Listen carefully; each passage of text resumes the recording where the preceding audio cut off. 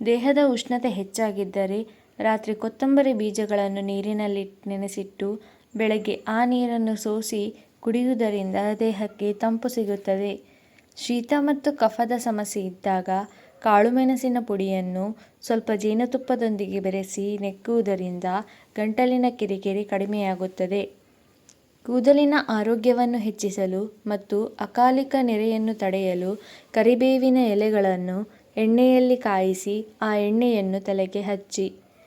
ಮಕ್ಕಳಿಗೆ ಅಥವಾ ದೊಡ್ಡವರಿಗೆ ಶೀತವಾದಾಗ ಸಾಸಿವೆ ಎಣ್ಣೆಯನ್ನು ಸ್ವಲ್ಪ ಬಿಸಿ ಮಾಡಿ ಎದೆಗೆ ಮತ್ತು ಪಾದಗಳಿಗೆ ಹಚ್ಚುವುದರಿಂದ ಶ್ವಾಸಕೋಶದ ದಟ್ಟಣೆ ಕಡಿಮೆಯಾಗುತ್ತದೆ.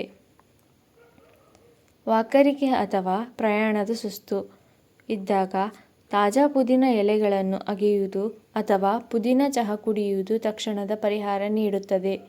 ದಿನಕ್ಕೆ 5-6 ಬಾದಾಮಿಗಳನ್ನು ರಾತ್ರಿ ನೀರಿನಲ್ಲಿ ನೆನೆಸಿ ಬೆಳಗ್ಗೆ ಸಿಪ್ಪೆ ತೆಗೆದು ತಿನ್ನುವುದರಿಂದ ಜ್ಞಾಪಕ ಶಕ್ತಿ ಹೆಚ್ಚುತ್ತದೆ ಮತ್ತು ಮೆದುಳು ಚುರುಕಾಗುತ್ತದೆ.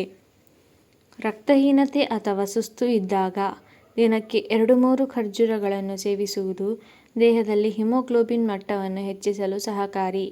ಊಟದ ನಂತರ ಅಜೀರ್ಣವಿದ್ದರೆ ಒಂದು ಸಣ್ಣ ವೀಳ್ಯದೆಲೆಯನ್ನು ಜಗಿದು ತಿನ್ನುವುದು ಜೀರ್ಣಕ್ರಿಯೆಯನ್ನು ಸುಧಾರಿಸುತ್ತದೆ.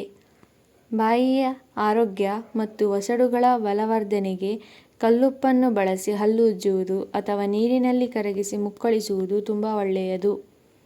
ಸಕ್ಕರೆ ಕಾಯಿಲೆ ನಿಯಂತ್ರಣದಲ್ಲಿಡಲು ರಾತ್ರಿ ಮೆಂತ್ಯ ಕಾಳುಗಳನ್ನು ನೆನೆಸಿಟ್ಟು ಬೆಳಗ್ಗೆ ಆ ನೀರನ್ನು ಕುಡಿಯುವುದು ಮತ್ತು ಕಾಳುಗಳನ್ನು ತಿನ್ನುವುದು ಸಹಕಾರಿಯಾಗಿದೆ.